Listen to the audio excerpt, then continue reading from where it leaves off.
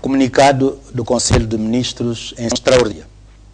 O Conselho de Ministros esteve reunido em sessão extraordinária no Palácio do Governo no dia 2 de maio de 2014, sob a presidência do Ministro e Chefe do Governo, Gabriel Arcanjo Ferreira da Costa, para se inteirar do processo de preparação para a realização da próxima reunião da Comissão Mista de Cooperação com a República da Guiné Equatorial.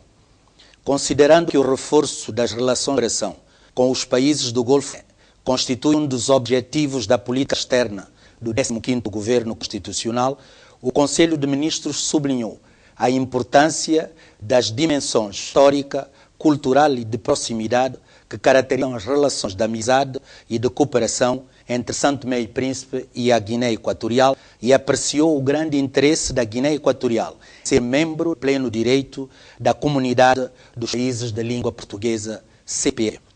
Assim, destacando o interesse particular de São Tomé e Príncipe na dinamização e estreitamento das relações de cooperação Guiné-Equatorial, o Conselho de Ministros passou em revista propostas apresentadas para discussão no âmbito da reunião da Comissão Mista dos nossos países, ando os domínios de cooperação seguintes: econômico, institucional e sociocultural, empresarial, e bem como projetos de acordo de cooperação a serem assinados e implementados na perspectiva de vantagens recíprocas.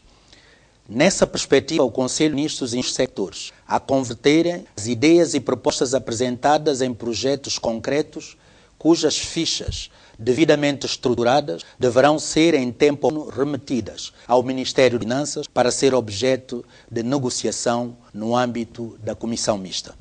O Conselho de Ministros foi informado dos resultados da mais recente missão à República da China, Taiwan, para diálogo com as respectivas autoridades sobre iniciativas e projetos, nomeadamente de construção de um hospital de referência, a construção de liceus em São Tomé e no Príncipe, a construção de um centro polidesportivo e a construção de um centro de produção de energia renovável. O Conselho de Ministros tomou boa nota e deliberou no sentido do prosseguimento de contactos para a concretização desses projetos em tempo oportuno. O Conselho de Ministros procedeu a uma análise da situação energética nos últimos tempos e tomou conhecimento de que o problema fundamental já não se coloca ao nível da produção, mas sim da rede, e que os sucessivos disparos e apagões injustificados podem estar associados a atos de sabotagem.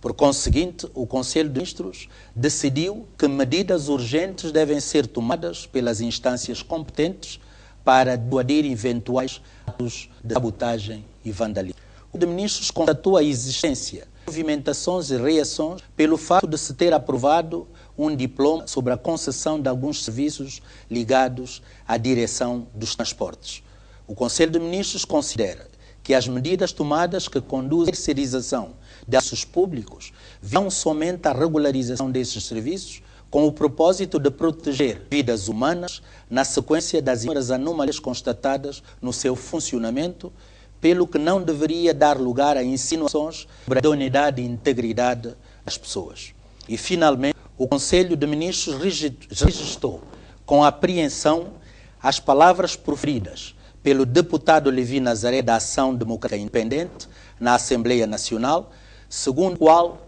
passamos a citar: o ADI tem o compromisso com esse povo e com o país, e que nada nem ninguém abalará a sua firme e determinada convicção de assumir e cumprir esse compromisso, nem que para isso venha a custar a vida de alguns. Considerando que essas declarações pressupõem ameaças de intenção de criar-os, mas caminha para a realização das próximas eleições autárquicas, regional e legislativas, o Conselho de Ministros entende: 1. Que as eleições vão se realizar na data em que forem marcadas, criadas as condições para o efeito. 2. Que o apelo à violência e manifestações de preparação de desacatos é inadmissível num contexto de criação de condições para a realização das eleições. 3. responsabilizou a ADI pelo que possa acontecer por causa dessas declarações despropositadas e ameaçadoras. Santo Tomé, 2 de maio de 2014.